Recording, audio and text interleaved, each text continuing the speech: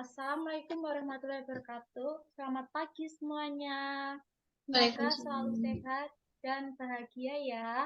Baik, sebelumnya kami dari kelompok 12 di sini kami akan mempresentasikan tentang kisah inspiratif dari B.J. Habibie.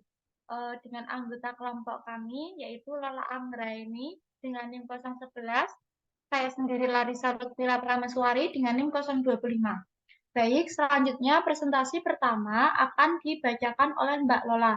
Waktu dan tempat saya persilahkan. Baik, terima kasih kepada rekan saya, Mbak Larissa, atas waktu dan tempat yang telah dipersediakan. Selamat pagi, teman-teman. Nah, di sini mari kita lihat eh, terkait tentang kisah inspiratif B.J. Habibie. Nah, pertama di sini terdapat kutipan tentang beliau, kalau kita saling percaya, maka perjanjian dua hal saja cukup. Sebaliknya, kalau kita berdua saling tidak percaya, perjanjian tertulis setebal buku pun tidak akan menolong.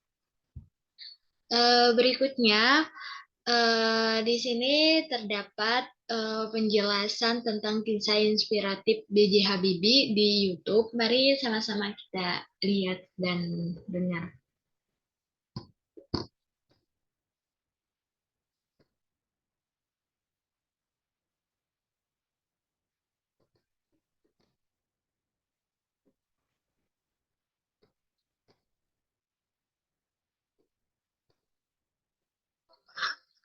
Kisah inspiratif tentang seorang tokoh. Larissa. Suaranya sudah masuk Mbak Lola? Terima kasih.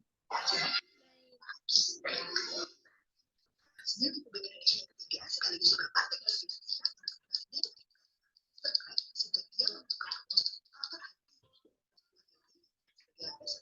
bagi menguasai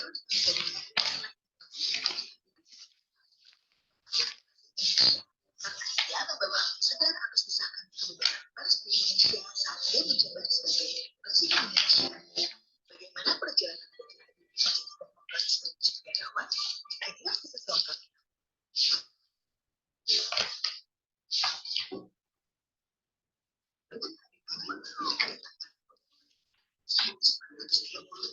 Pada Sulawesi Selatan, Ayah Habibie adalah seorang dokter spesialis mata. Itu adalah seperti yang disukai dalam perjalanan. Dia juga termasuk aktif sangat aktif bertanya.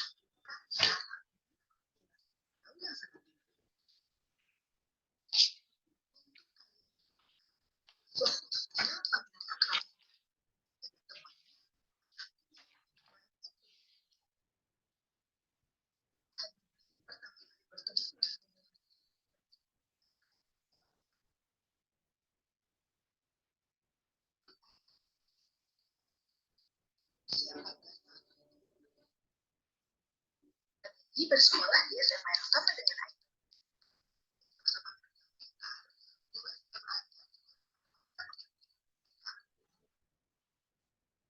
Pada usia 18 tahun,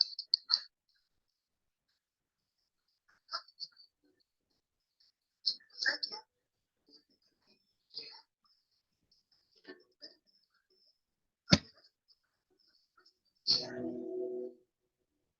satu tahun kemudian beberapa Jerman untuk berkuliah di salah satu perguruan tinggi terbaik di Jerman, yaitu RWTH, biaya dari ibunya sendiri. Menjalani kuliah di Jerman, Habibie yang pernah menjadi ketua perhimpunan pelajar Indonesia atau yang biasa disingkat dengan PPI. Pada usia 22 tahun, Habibie lulus S1 dan langsung melanjutkan pendidikannya hingga ke jenjang S3.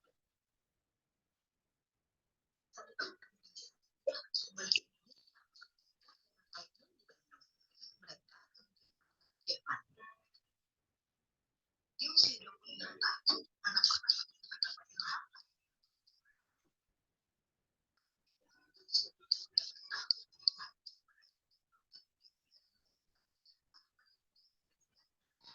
Ilham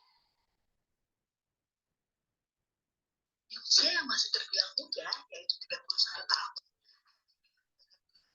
Dari ITB, di tahun yang sama pula, anak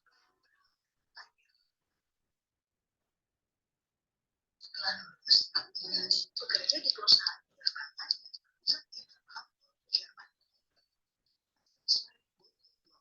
Atau sebagai kepala penelitian dan pengembangan pada analisis struktur pesawat terbang dan kepala divisi metode dan teknologi pada industri pesawat terbang komersial dan militer dari tahun 1965 hingga 1973.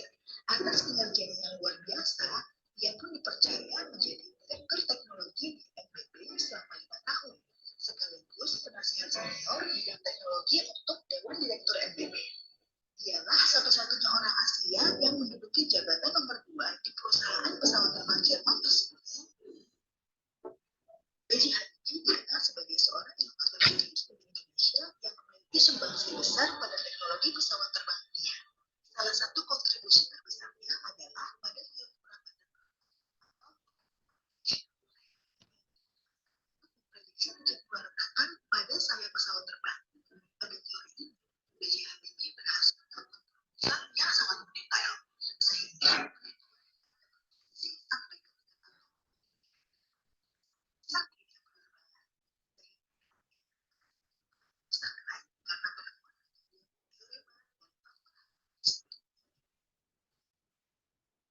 pada usia 37 tahun atau pada tahun 1973, Habibie harus pulang ke Indonesia atas mandat dari Presiden Soeharto. Selama 1 tahun kemudian, dia menjadi penasihat di Pertamina. Usia Pertamina tahun 7 tahun kemudian,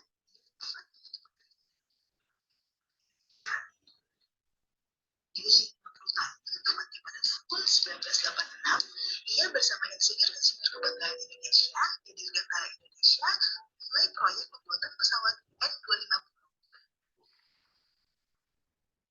2 tahun kemudian, ia diangkat kembali menjadi peneliti teknologi. 1992, saat usia 56 tahun, telah memiliki lebih dari 45 paten yang banyak digunakan roket seperti Airbus. Di tahun tersebut juga, Habibie mendapatkan penghargaan General von Karman. Ia juga menjadi orang Asia pertama yang pada usia 57 tahun atau pada tahun 1990, Habibie diangkat kembali menjadi Menteri Riset dan Teknologi untuk yang ketiga kalinya.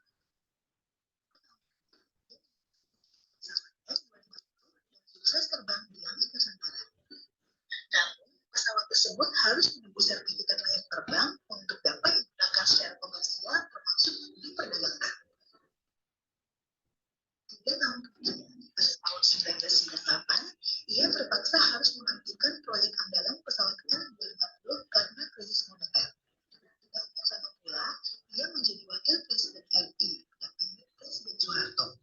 Lama kemudian, Presiden Soeharto mengumumkan pengunduran diri di Istana Merdeka, Jakarta, sehingga ia harus menggantikan Soeharto menjadi Presiden RI.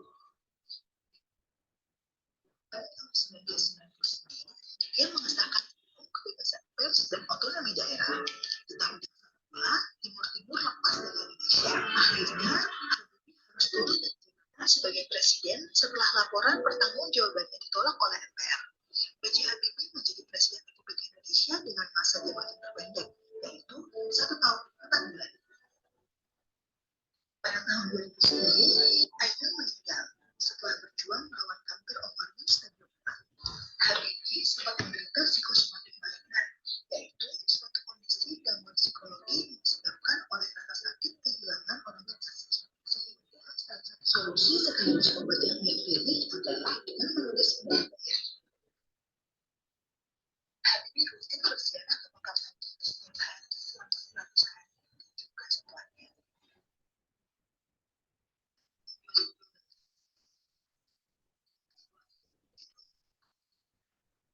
Sukses didapatkan oleh Reza Rahadian dan Masjid Al-Asrari.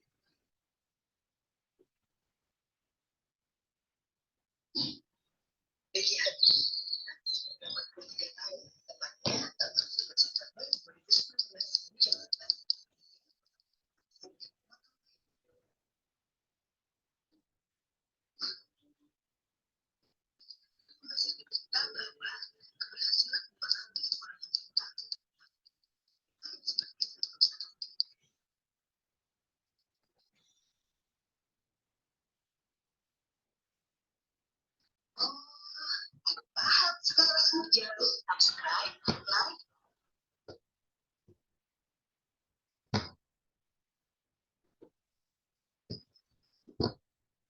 Nah, tadi kita udah melihat dan menyaksikan terkait tentang biografi kehidupannya B.J. Habibie.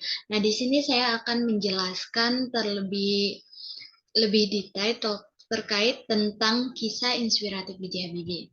Nah, pada bagian ini terdapat biografi B.J. Habibie.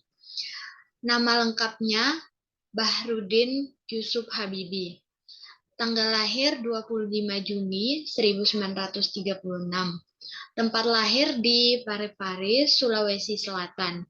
Nama orang tua ayah beliau bernama Alwi Abdul Jalil Habibie, sedangkan ibu beliau bernama R.A. Tuti Marini Puswardojo.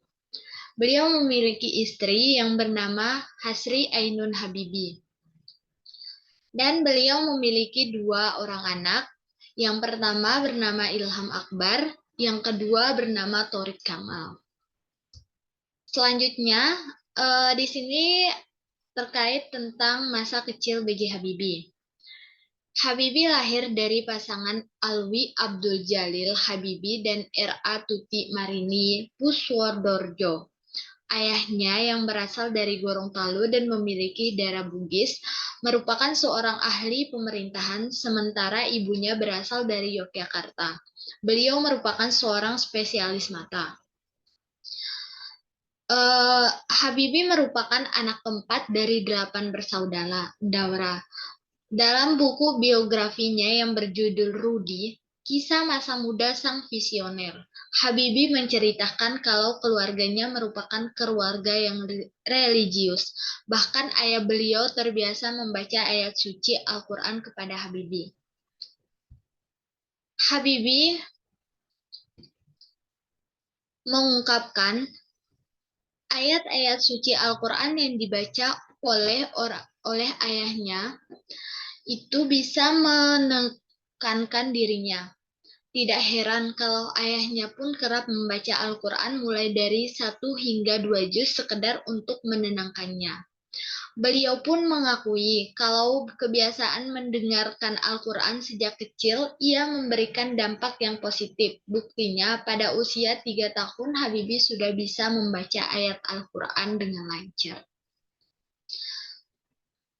Tidak dapat dipungkiri di sini kenapa Habibie sudah bisa membaca ayat-ayat suci Al-Quran itu dengan lancar pada usia baru bisa dibilang masih kecil karena beliau sudah dibiasakan oleh ayahnya pada saat lagi duduk atau lagi berada di suatu tempat dibiasakan untuk membaca Al-Quran dan ayahnya juga ikut membaca agar dia terbiasa mendengar ayat suci Al-Quran. Nah, selanjutnya di sini penjelasan terkait tentang riwayat pendidikan beliau. B.J. Habibie ini SMA di Government Middelburg School. Beliau melanjutkan kuliahnya di Institut Teknologi Bandung pada tahun 1945. Beliau juga melanjutkan pendidikannya, mengambil kuliah diploma A pada tahun 1960. Pada tahun 1965, beliau juga melanjutkan pendidikan kuliah dokternya di Jerman. Pada tahun 1967, beliau diangkat menjadi guru besar di ITB, yang merupakan tempat pertama beliau menempuh pendidikan pada jenjang perkuliahan. Selanjutnya di sini terkait tentang B.J. Habibie. B.J. Habibie merupakan presiden ketiga. Ia menjabat sebagai Presiden RI tersingkat selama 1 tahun 5 bulan.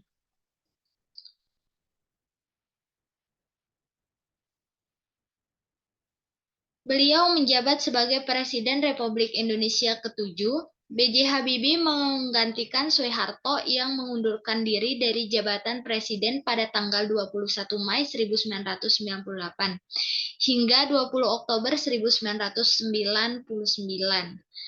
B.J. Habibie kemudian diganti oleh Abdurrahman Wahid Gus Dur yang terpilih sebagai presiden pada 20 Oktober 1999 oleh MPR hasil pemilu 1999. Habibie juga dikenal dengan julukan Bapak Teknologi. Karya-karyanya dalam bidang teknologi paling banyak pada bidang fisika dan penerbangan, seperti membuat pesawat pertama di Indonesia bernama N250 Gatot Kaca. Habibie juga menciptakan teori Cut Propagation, sebuah solusi untuk mendeteksi rambatan kerusakan konstruksi pada badan pesawat, yang berhasil meringankan bobot pesawat yang awalnya kosong hingga 10% dari sebelumnya. Selanjutnya di sini terdapat riwayat pekerjaan beliau. B.J. Habibie pernah menjadi insinyur wagon pabrik Talbot, Aachen, Jerman. Beliau juga pernah menjadi wakil presiden teknologi di Messerschmitt Bölkow, Bloemen atau biasa disebut MBB, Hamburg, Jerman. Beliau juga pernah menjadi direktur utama di PT Industri Pesawat Terbang Nusantara atau biasa disebut IPTN. Beliau juga pernah menjadi Menteri Negara Riset dan Teknologi Republik Indonesia. Beliau juga pernah menjadi Ketua Badan Pengkajian dan Penerapan Teknologi atau biasa disebut BPPT. Beliau juga pernah menjadi Direktur Utama di PT PAL Indonesia atau biasa disebut dengan Persero.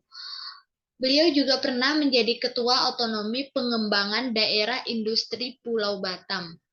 Selanjutnya beliau juga pernah menjadi Ketua Tim Pengembangan Industri Pertahanan Keamanan. Beliau juga pernah menjadi Direktur Utama di PT Pindada, PT Persero. Beliau juga pernah menjadi Wakil Ketua Dewan Pembina Industri Strategi. Beliau juga pernah menjadi Ketua Badan Pengelolaan Industri Strategi BPIS. Beliau juga pernah menjadi Ikatan Cendekiawan Muslim se-Indonesia atau biasa disebut ICMI. Beliau juga pernah menjadi Koordinator Presidium Harian Dewan Pembina Golkar. Selanjutnya beliau juga pernah menjadi Wakil Presiden Republik Indonesia. Beliau juga pernah menjadi Presiden Republik Indonesia. Dari riwayat pekerjaan ini dapat kita lihat bagaimana transisi pekerjaan-pekerjaan yang telah ditempuh oleh beliau sehingga bisa menjadi wakil presiden dan Presiden Republik Indonesia. Selanjutnya adalah proses pengalihan pada saat pemerintahan beliau. Berawal dari krisis ekonomi pada tahun 1997 yang melanda kawasan Asia, krisis kepercayaan demo mahasiswa pada tahun 1998, dan KKN yang biasa disebut dengan korupsi, kolusi, nepotisme. Nah, di sini terdapat karir B.J. Habibie sama seperti yang di atas, tapi di sini terperinci. Yang pertama itu terdapat beliau pernah bekerja di Messerschmitt Bölkow. Beliau juga pernah mendirikan PT IPTN. Beliau juga pernah menjadi Menteri Riset dan Teknologi pertama di Indonesia.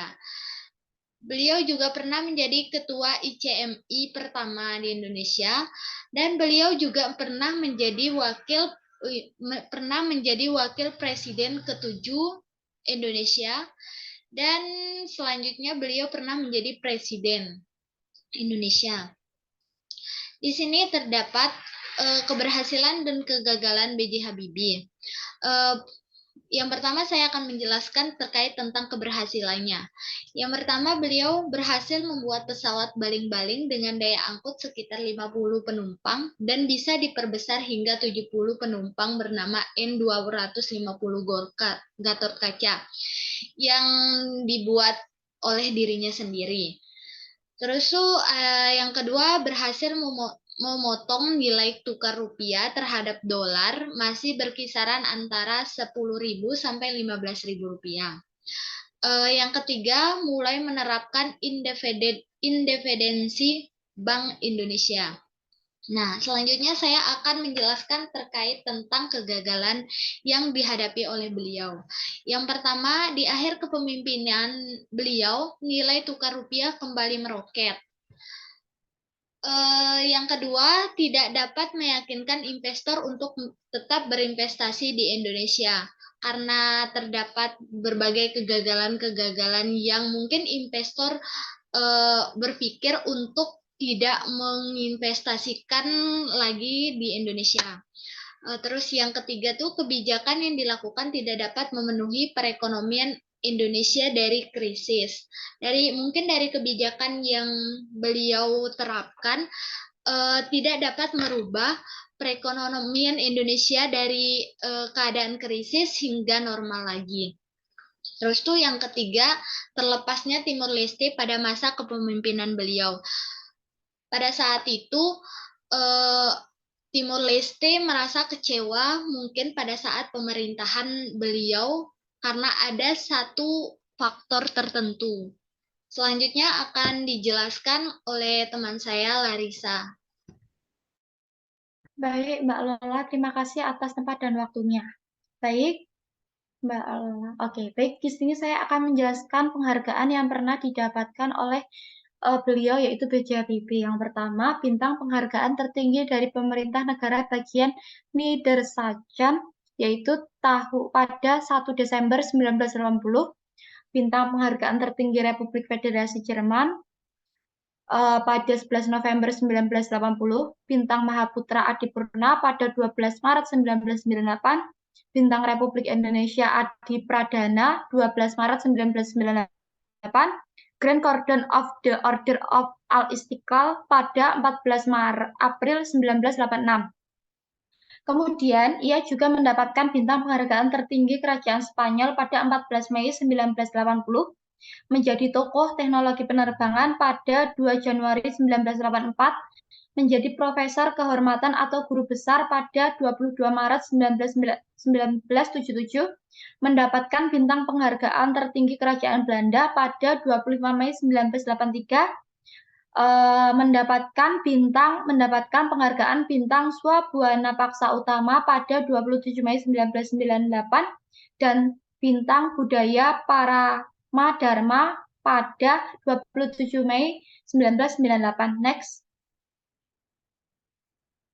Selanjutnya, ia mendapatkan bintang Budaya Parama Dharma, bintang Bayangkara Utama, bintang Yuda Dharma Utama, bintang Kartika Eka Pakci, dan bintang Jalasena Utama, bintang Jasa Utama, bintang Republik Indonesia Adipurna, yaitu semuanya didapat pada tanggal 27 Mei 1998. Selanjutnya, ia mendapatkan predikat ilmu pengetahuan pada 29 Oktober 1982 dan mendapatkan Grand Cross of Aeronautical Merit pada 3 Oktober 1985, serta mendapatkan Satya Lancana Dwidya Sita pada 9 Agustus 1982.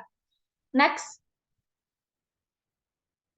Berikut adalah keistimewaan B.J. Habibie. Yang pertama, ia memiliki kemampuan intelektualnya yang tinggi dalam pencapaian ilmunya serta teknologinya. Contohnya, ia bisa membuat pesawat terbang pertama di Indonesia yaitu N25 Gatot Kaca. Yang kedua, kemampuannya untuk kembali ke Indonesia itu besar untuk mengabdi, padahal jelas-jelas di Jerman ia sudah mendapatkan pangkat yang tinggi. Next, Mbak Lola. Berikut adalah sifat kepemimpinan B.J. Habibie. Yang pertama, pemimpin transformatif yang berorientasi pada perubahan. Kepemimpinan transformasional yaitu adalah sebuah gaya kepemimpinan yang mengidentifikasi perubahan yang diperlukan, menyusun visi yang akan membuka jalan bagi perubahan yang dibuat dan melaksanakan rencana yang diperlukan agar perubahan tersebut terjadi. Dalam masa jabatannya sebagai presiden, B.J. Habibie dapat melihat peluang dan berani mengambil langkah yang jauh berbeda dengan pemerintahan Soeharto sebelumnya. Hal tersebut ditandai dengan diberlakukan UU nomor 40 tahun 1999 tentang pers yang menjadi pembuka bagi masyarakat untuk bersuara dan memberi kritik. Selanjutnya, ia juga melakukan inovasi dalam perbaikan ekonomi. Contohnya, pada masa pemerintahan, nilai rupiah berada dalam titik terlemah sepanjang sejarah yakni 16.800 per US dollar dan 1 Juni 1998. B.J. Habibie langsung bergerak membentuk Badan Penyihatan Perbankan Nasional atau BPPN untuk melikuidasi bank yang bermasalah sehingga atas upayanya nilai rupiah perlahan naik. Yang kedua, ia menjadi pemimpin yang partisipasif, yaitu gaya kepemimpinan di mana semua individu memiliki kekuasaan setara dalam proses pengambilan keputusan bersama, terlepas dari jabatan dan pangkatnya. Pengambilan keputusan yang diambil oleh B.J. Habibie yaitu terkait masalah Timur Leste. Dalam menyelesaikan masalah tersebut, beliau memilih untuk meminta pendapat rakyat dengan melakukan referendum. Dengan hasil suara bulat 78,50% dari rakyat Timur dan akhirnya memilih berpisah dari Indonesia. Hanya 21,50% yang menghendaki otonomi khusus di bawah Indonesia. Yang ketiga, sebagai pemimpin yang karismatik, yaitu mempunyai rasa percaya diri tinggi, mempunyai kemampuan dalam menjelaskan visinya secara gamblang sehingga mudah dimengerti, dan mempunyai visi dan tujuan ideal dalam melihat masa depan yang jauh lebih baik, pandai dalam mengubah keadaan, peka terhadap lingkungan. B.J. Habibie adalah sosok yang patut dicontoh sebagai pemimpin masa kini, karena kepribadian yang demokratis, pemikiran yang cemerlang, bisa mengantarkan Indonesia ke pintu demokrasi. Karena kerja kerasnya selama memimpin juga membuktikan bahwa kita dapat mengubah masyarakat menjadi lebih baik, bahkan dalam kondisi terburuk. Dan sikap demokratisnya mementingkan suara rakyat juga dipandang sebagai sosok yang istimewa. Next. Keteladanan B.J. Habibie. Yang pertama, ia bisa memanfaatkan waktunya untuk belajar, bekerja, dan ibadah. Selama berkuliah di Aachen, Jerman, Habibie dikenal sebagai pribadi yang mengabdi hidupnya untuk belajar. Baginya, belajar sungguh-sungguh akan menjadi kunci untuk bekerja suatu hari nanti. Selain belajar, ia tidak lupa akan kewajibannya beribadah yang sudah dijelaskan oleh Mbak Lola di atas tadi. Yang kedua, keyakinan yang kokoh meski sering dicemooh dari teman-temannya. Keyakinan untuk membawa Indonesia bersaing dalam dunia teknologi membuat selalu menggantungkan impiannya pada proyek pembangunan industri dirgantara yang digagasnya selama di Jerman. Ia menghabiskan seluruh tenaga dan pikirannya semata untuk membuat pemerintah Indonesia tersadar dan bergantung pada teknologi khususnya industri dirgantara. Yang ketiga, sifatnya yang rendah hati dan sangat dekat dengan masyarakat. Selama berkuliah di Jerman, Habibie dikenal sebagai sosok yang aktif berorganisasi serta ramah dengan semua orang. Dan itu dibuktikan dengan kebiasaan yang sering mengobrol dengan penjual, penyapu jalan, sepanjang jalan menuju kampus dan ia tinggal. Tak hanya mengobrol, Habibie pun tak sungkan untuk duduk bersama menyapu di jalan agar lebih santai dalam mengobrol. Yang keempat, ia disiplin dalam membagi waktu. Ada beragam gelar dan pendidikan kesuksesan di bidang iptek mustahil ia dapat tanpa kedisiplinan yang tinggi. Contohnya yaitu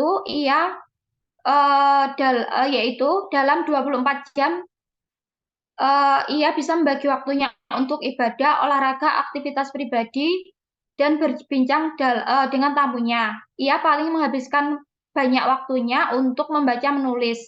Yang kelima, rasa ingin tahunya yang tinggi. Habibie mempunyai kesempatan mengaku sebagai orang dengan rasa ingin tahu yang tinggi. Dirinya tidak pernah berhenti berpikir untuk memuaskan rasa ingin tahunya, maka ia banyak membaca buku saat malam hari dan berhubungan dengan kebiasaannya yang hanya tertidur dalam waktu singkat yaitu 5 jam. Next.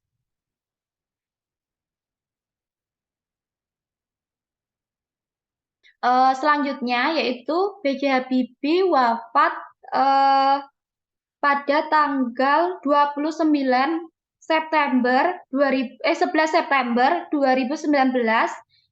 di Rumah Sakit Pusat Angkatan Darat RSPAD Gatot Subroto, Jakarta. Beliau meninggal pukul 18.05 waktu Indonesia Barat di usia yang ke-83 tahun akibat penyakit gagal jantung. Sebelumnya, ia dirawat di ruang Cerebro Intensive Care Unit Sisu Pavilion Kartika RSPAD sejak 1 September 2019. Next. Berikut adalah kutipan dari B.J. Habibie. Yang pertama, tanpa cinta, kecerdasan itu berbahaya. Dan tanpa kecerdasan, cinta itu tidak cukup. Yang kedua, seorang pria tidak akan pernah menjadi seorang pria yang besar tanpa adanya perempuan hebat di sisinya yang selalu memberi dukungan dan harapan dalam setiap keputusan yang diambil. Maksudnya yaitu seorang pria harus bisa menjadi panutan untuk perempuan karena ia suatu saat nanti akan menjadi imam di dalam keluarga untuk wanita yang mengarahkan seorang wanita tersebut ke depan tanggung jawabnya terhadap Tuhan dan orang tua. Dan juga seorang pria itu harus bisa mendidik istrinya agar menjadi seorang yang lebih baik. Yang ketiga, kalau kita saling percaya, maka perjanjian 2 hal saja cukup. Tetapi, kalau kita berdua tidak saling percaya, perjanjian tertulis setebal buku pun tidak akan menolong. Maksudnya, kita harus membuat seseorang itu percaya kepada kita. Karena kalau kita bisa membuat seseorang percaya kepada kita, di situ dijelaskan bahwa dalam perjanjian 2 hal saja cukup kalau orang tersebut percaya kepada kita. Tetapi kalau orang tersebut tidak percaya kepada kita, perjanjian sebanyak apapun atau setebal apapun tidak akan cukup untuk kita. Next, Mbak Lola. Baik, itu tadi adalah penjelasan dari kami tentang kisah inspiratif dari Bapak Habibie. Semoga Bapak Habibie diberi ketenangan dan amal baiknya bisa diterima oleh Allah Subhanahu wa taala. Berikut sekian dari kami. Apabila ada salah dan kata, kami mohon maaf. Wassalamualaikum warahmatullahi wabarakatuh. Waalaikumsalam warahmatullahi wabarakatuh. Terima kasih Mbak Larissa. Iya, sama-sama Mbak Lola.